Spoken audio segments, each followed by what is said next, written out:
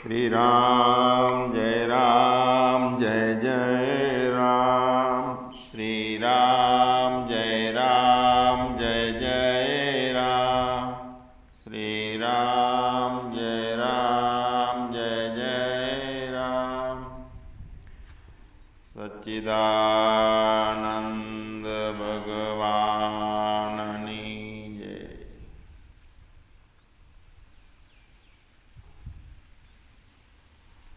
આપણો ક્રોધ, આપણો લોભ આપણે કાઢવો છે તો એ આપણી જરૂરિયાત છે. બીજાને આપણે સહન કરીએ છીએ તો એવી આપણી સ્થિતિ બનાવવાની છે વિક્ષેપ વગરની, એટલે બીજાને સહન કરવો એ આપણી જરૂરિયાત છે. બીજાને ક્ષમા આપીએ છીએ તો કેટલા પ્રકારથી આપીએ છીએ. એના ઉપર ઉપકાર કરીને ક્ષમા આપવાની, કે મને આ ક્ષમા નામનો અવગુણ નડે નહીં એટલા માટે મારા માટે કરીને મારે એને ક્ષમા આપવાની.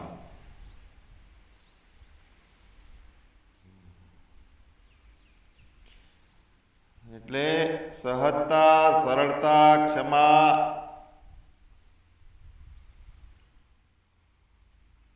આર્જવમ, આ જે કાંઈ બધા ગુણો છે એ ગુણો હોવા જોઈએ એમ અમે ઉપદેશથી અહીંથી કહી દઈએ, હોવા જોઈએ. પણ અમે જ્યારે વિચાર કરીએ ને એટલે અમને એમ લાગે કે શા માટે હોવા જોઈએ, તો એના વગર કામ નહીં બને. આપણે મોક્ષ છે એટલે હોવા જોઈએ. બીજાને ક્ષમા તમે આપો, જેવું હોય એવું પાત્રને ચલવી લેતા હોય તો અગતિકતાથી ચલવો કે ના કોણ ડખા વધારે, તો એ ડખા વધારવા માટે તમે ક્ષમા, બીકમાં ક્ષમા આપી, ભયમાં ક્ષમા આપી. પણ આપણી નિત્ય જે એક ભૂમિકા બ્રહ્મનિષ્ઠા, બ્રહ્મચિંતન ની એક ધારા બને, અવિરત ધારા, તો એમાં કોઈ પણ કામે નડે છે, ક્રોધે નડે છે, મોહે નડે છે. એટલે ક્ષમા, આર્જવતા આ બધા ગુણો આપણામાં આપણે સૂક્ષ્મ બુદ્ધિથી સ્વીકારવાના. ગીતા કે એટલા માટે નહીં, કે ઉપદેશકો કે એટલા માટે નહીં, આપણી જરૂરિયાત માટે આપણને લાગવા જોઈએ.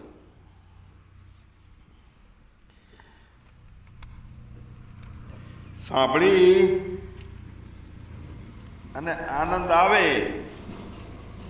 તો એ વખતે ટેમ્પરરી આનંદ આપણે લેવો છે. જો કાયમી લેવો હોય તો આ બધું વિષયને 20 વત ત્યાગવાની વાત કરી છે બધે. પંચદશીમાં, વિવેક ચૂડામણીમાં, વિચાર સાગરમાં,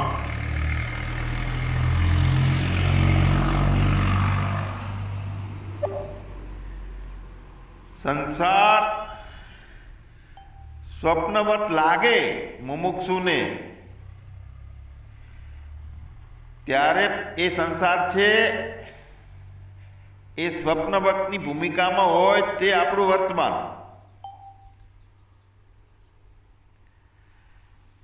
અને એ વખતે સંસાર છે એ ભૂતકાળ બની, સંસાર ભૂતકાળ બની જાય અને સ્વપ્નવત લાગે તે આપણું વર્તમાન હોવું જોઈએ. કારણ કે જાગ્યા પછી મનની કલ્પનાઓ થાય છે બધી. જે કાંઈ ઘાટ ઘડાય છે, જે આખો દાડો આજ તો સુધરી ગયો, અથવા સારી મજા આવી જઈ, અથવા અહીંયા જઈએ તો આનંદ આવશે, સૂર્ય ઉગે અને જાગ્રત અવસ્થા બને છે ત્યારથી આપણા મનોરાજ્યના વેપારો ચાલુ થાય છે.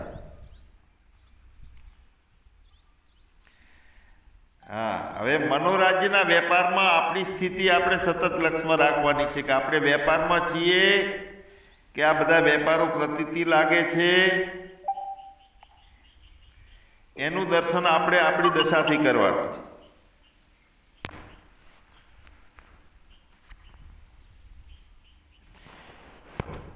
આપણી જેટલી સ્થિતિ પોતાનામાં સ્વરૂપમાં સ્થિત હશે એટલું જગત સ્વપ્નવત લાગશે.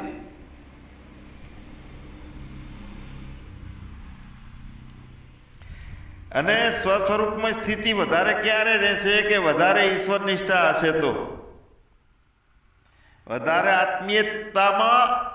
આત્મામાં આત્મીયતા રહેશે તો.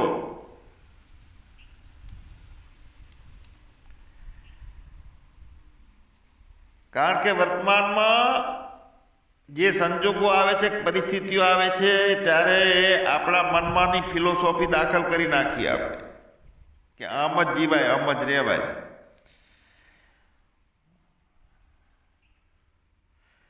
એટલે પોતાની જે નિત્ય દશા છે, સંસાર સ્વપ્નવત લાગવો જોઈએ. એ સ્વપ્નવત બનાવવા માટે આપણે સાંભળીએ છીએ તો કયા એ આપણા બાયણામાં ખોલવા માટે આપણે જ તૈયાર થવાનું છે, દરવાજા ખોલવા માટે, પ્રવેશ કરાવવા માટે.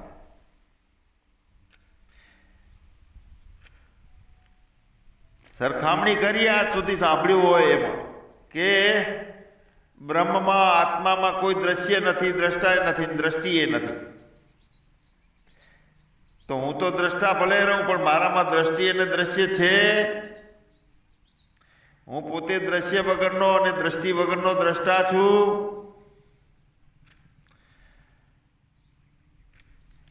બ્રહ્મમાં આત્મામાં એને કોઈનો આધાર નથી, પોતે સર્વાધાર છે અને સ્વયં આધાર છે. તો આપણી એ કક્ષામાં દ્રષ્ટિ કરવાની છે કે હું કેના આધારો લઈને બેઠો છું. આ સંસારમાં બીજાની જરૂર પડશે, બીજા મને સુખ આપશે તો એ સુખમાંની ઈચ્છાનો આધાર અંદર છે.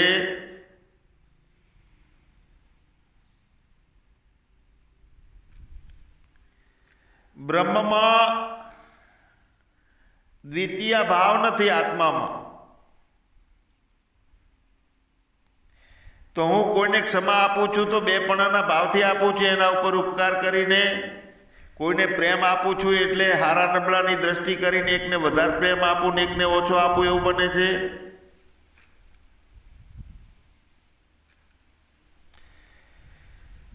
બ્રહ્મમાં કાંઈ જ નથી તો મારું એવું બનતું નથી તો કાંઈ વાંધો નથી.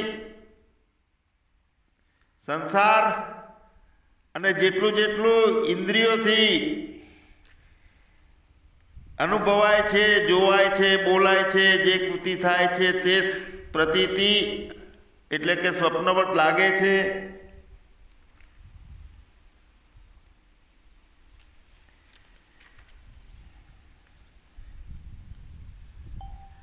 બ્રહ્મને શરીર નથી અને શરીર સાથેનો સંબંધ નથી, પણ આપણને પ્રારબ્ધને આધીન છે.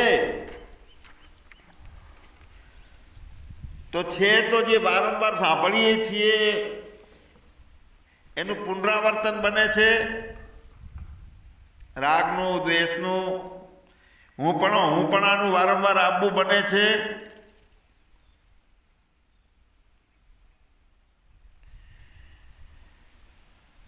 હવે આ સંપૂર્ણતા આપણા અહંકારની અંદર એટલે બધી પ્રકારની સ્થિરતા, મનની, ચિત્તની, શરીરની, કર્તાના ભાવોની, દ્રશ્ય દ્રષ્ટા તરીકેની અને દેશકાળની અને ત્રણેય ગુણોની બધું ચોકઅપ થઈ ગયું, સ્થિર થયું છે આપણામાં. આ સતત એ લક્ષ્ય રાખવું એને કહેવાય બ્રહ્મ અભ્યાસ. અને એ બ્રહ્મ અભ્યાસના વારંવાર એ અભ્યાસથી મસ્ત બ્રહ્મચિંતન સાથે એક સ્થિતિ બને કે બધા પ્રકારનો અભાવ થઈ જાય, કરવો ના પડે. જેટલી સૃષ્ટિ છે અને દ્રષ્ટિ છે એટલે કે હું છે, એમાં છે ને દ્રષ્ટિ એટલે સૃષ્ટિનો અને દ્રષ્ટિનો અને દ્રષ્ટિને ધારણ કરવા વાળો હું, બધાનો અભાવ, કાંઈ પણ બચ્યું નહીં.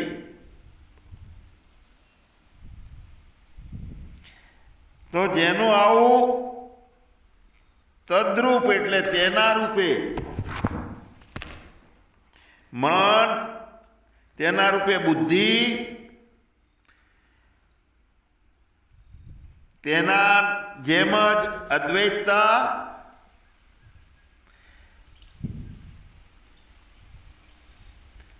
એવું આપણું થયું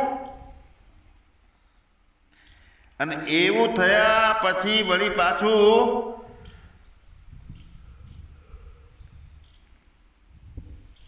સંસારમાં આવીએ છીએ, પાછું અડવાનું ચાલુ થાય છે, સંસાર નડવાનો ચાલુ થાય છે કે એવી કાયમ સ્થિતિ બને છે આપણી.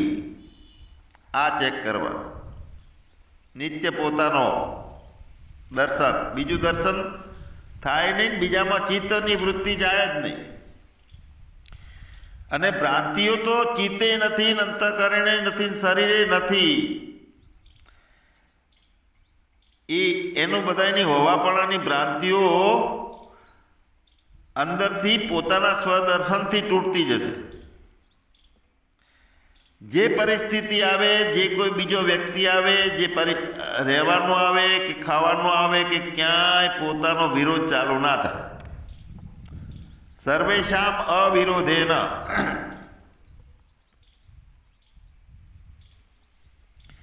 આવી પરમ ગતિની પોતાની નિષ્ઠા કે જેમાં પૂર્ણ આનંદ,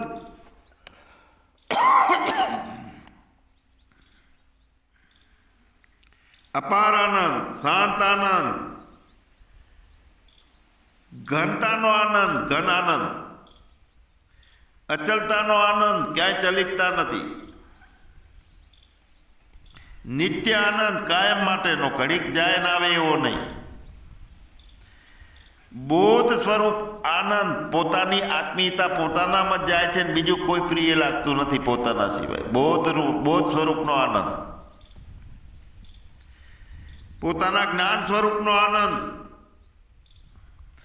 પરમ આનંદ. આપણે પરમ આનંદની જ્ઞાન નિષ્ઠાના આ પ્રવચનો છે.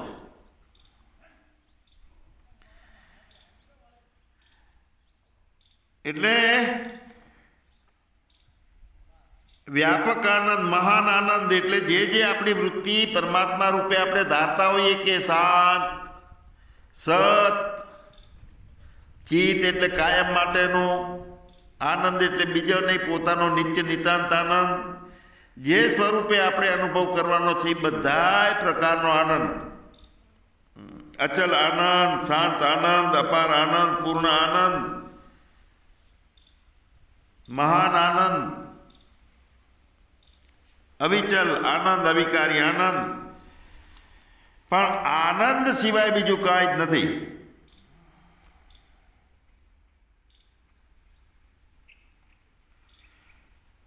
અને એ આનંદ પોતાનું સ્વરૂપ છે.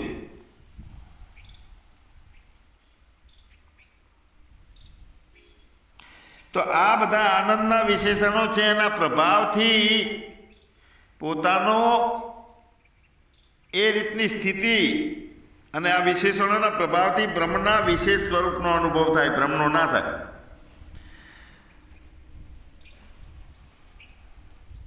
એટલે કે મારો મને અનુભવ થાય બ્રહ્મનું વિશેષ સ્વરૂપ છે તે હું છું. જે પોતે પોતાનામાં દર્શન કરતો હોય તે તો વિશેષ સ્વરૂપ પોતાનું છે. એમાં નિર્વિકલ્પ સમાધિ છે, કોઈ કલ્પના નથી, આકારો નથી.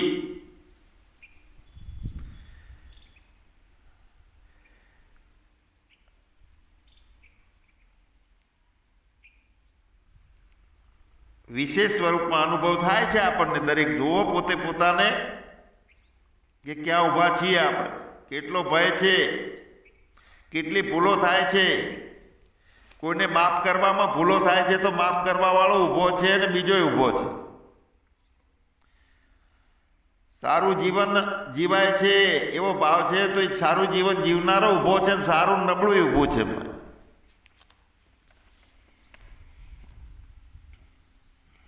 કોઈ જાતના શબ્દના રૂપના અર્થોના કોઈ વિકલ્પો નથી. એવું પોતાનું હોવું એ પોતાનું હોવું એ બ્રહ્મના વિશેષ સ્વરૂપની તદ્રુપતા એ અનુભવ છે. પોતાનો અનુભવ વિશેષ નો થાય છે, એનો અનુભવ ના થાય.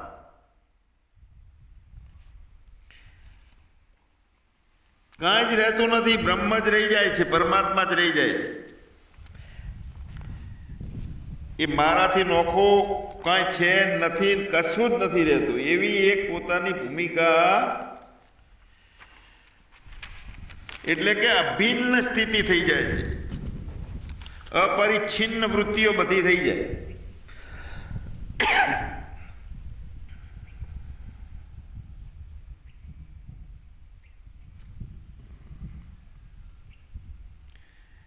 વૈરાગ અને પરમ પ્રતિ એ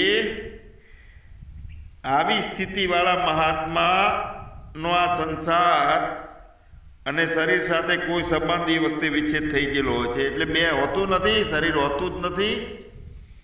કાલે આપણે વાત કરી હતી કે હિમાલય સામે લાકડા છે, એકે અંતઃકરણ નથી, બધા જળ જેવો દેખાય છે, પથ્થર નહીં. શરીરે એવું છે.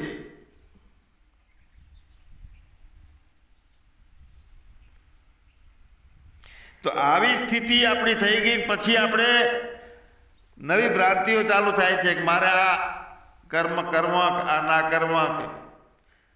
તો એવી સ્થિતિવાળાને બધી સ્વતંત્રતા છે, કયા કર્મ નહીં કરવાના, કયા કરવા જોઈએ. શાસ્ત્રને આધાર રાખી અને કરીએ તો સમાજને ઉપયોગી થાય, ધર્મને માટે. એટલે ના તો આ વિશ્વમાં કોઈ એના કર્મ કરવાનું પ્રયોજન છે, કે ના તો કોઈ કર્મ નહીં કરવાનું આયોજન છે.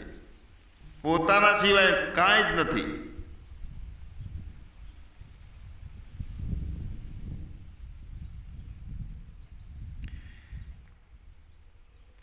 કારણ કે પોતાના શરીરથી લેશ માત્ર સંબંધ નથી રહેવાનો, રહેતો નથી એવી નિષ્ઠામાં, અને બીજા છે પ્રાણી માત્ર કે સૃષ્ટિ સમુદાય, કોઈથી સંબંધ હોતો નથી કે રહેતો નથી કે જતો રહે છે એવી ભ્રાંતિ હોતી નથી.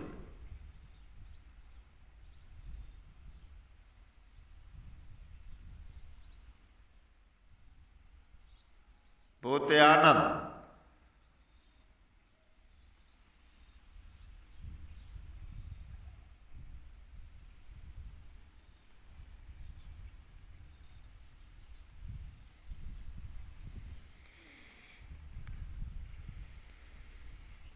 એટલે એવી જે સતત ભૂમિકા રહે છે ને, કે જે બધા પ્રકારનું સમાધાન છે, કોઈ પરિચિંતાઓ નથી.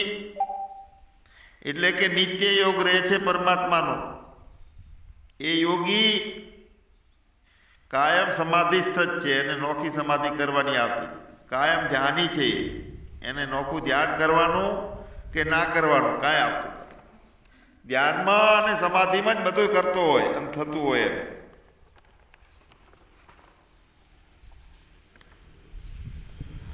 એવી નિત્ય તેલ ધારવત, જેમ એક વાસણમાંથી બીજા વાસણમાં અતૂટ તેલની ધારા બંધાય છે ને, એક અતૂટ તેલ ધારવક પોતાનું હોવું. બળાત્કાર કરીને જગત એનામાં પેસી શકે નહીં. જબરજસ્તી કરે જગત તો એટલો વિવેક પરિપૂર્ણ હોય કે એના અંદર જગત ઘૂસી શકે નહીં. જગત પ્રતીતિ હોય, જ્યારે જગતને મનને બહિર્મુખતાના જે કઈ વિષયો છે એને આપણે સત્તા આપીએ છીએ, ત્યારે તે આપણને દુઃખી કરે છે.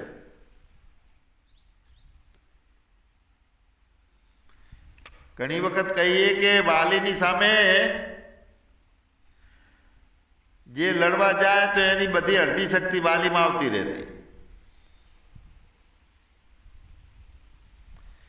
એમ જેના ઉપર આપણે દ્રષ્ટિ કરીએ છીએ, મહત્વ આપીએ છીએ, તો આપણે આપણી શક્તિ એને આપી દઈએ છીએ, એને જીવન આપીએ છીએ. પોંગરે છે મન, અંતઃકરણ.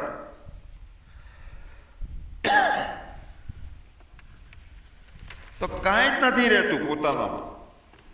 નિત્ય સમાધિ રહે છે, કોઈ ક્રિયા નથી, કોઈ ભાવ નથી, કાંઈક ઉપદેશ કરનારો નથી, કોઈનું સાંભળનારો નથી, ફક્ત આનંદ પોતાનો, ફક્ત આનંદ.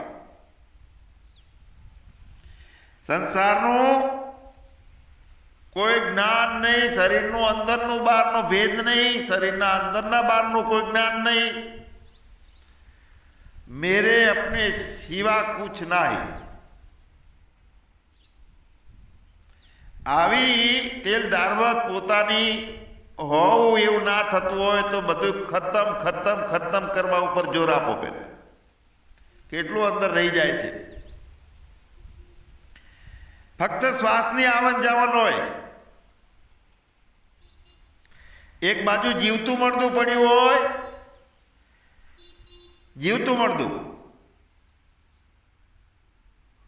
અને એક બાજુ હાથમાં જ મળતું પડ્યું હોય. ખાલી ફેર કેટલો હોય? પ્રાણની આવન જાવનનો. બીજું બધું કાંઈ જ નથી એકેમાં. એવું જીવતા મરદાનું થવું. એટલે મરને સે પહેલે મર જાવે ઓર અમર હો જાવે.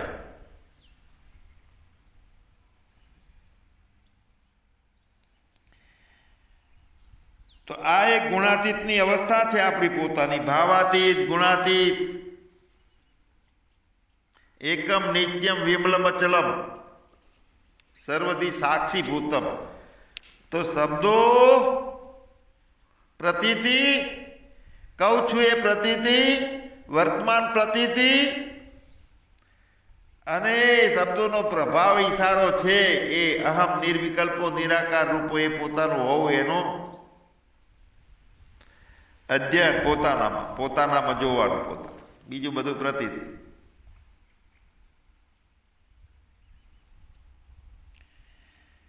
તો આવી વ્યુત્થાન અવસ્થા જે છે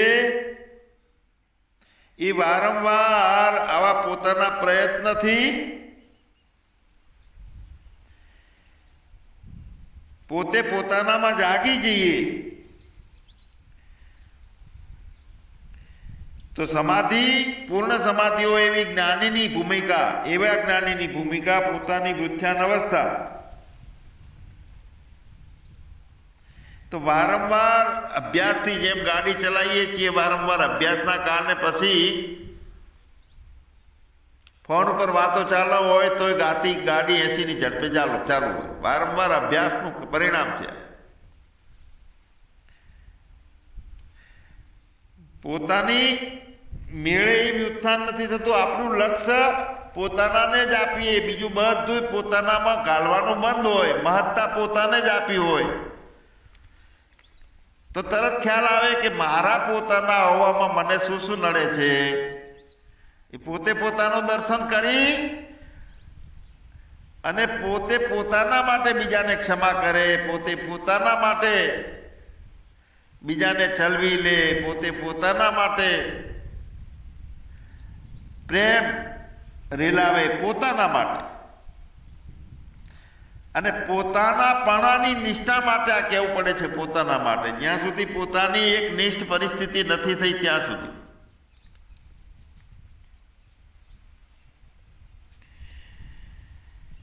તો એ વખતે કાલે આપણે વાત કરી હતી કે પોતાના જીવન નિર્વાહનું શું થાય, તો એ સંતોષથી ઈશ્વર નિષ્ઠા ઉપર ક્યાંય નવું આયોજન કરી અને વધારે અંતઃકરણને કે આપણા જીવનને એમાં ના રાખવું પડે એવી એકાંતની શોધ પોતાની બધી રીતે જવાબદારીઓમાંથી, વ્યવહારના સંસારના વ્યવહારોમાંથી મુક્ત થતું રહેવું પડે. કાંઈ ભય નહીં અંદર હોવો જોઈએ કે મારું ખરાબ દેખાશે ને હું છું.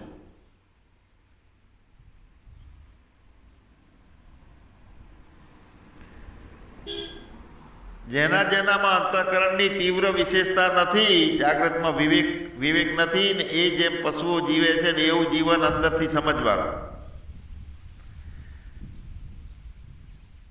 જેમ કૂતરાને મારીએ તો પાછું આવે, નફટ હોય,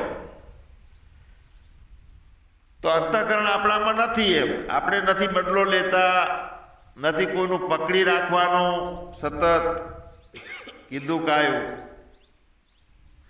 નિત્ય આનંદ, મહાન આનંદ, પરમ આનંદ, ઠોસ આનંદ, ચેતન આનંદ, બધા આનંદોના નામો નોખો નોખો, પણ આનંદ આનંદ આનંદ, પોતે આનંદ, બીજું કાંઈ નહીં. જય સચ્ચિદાનંદ. સચ્ચિદાનંદ ભગવાન.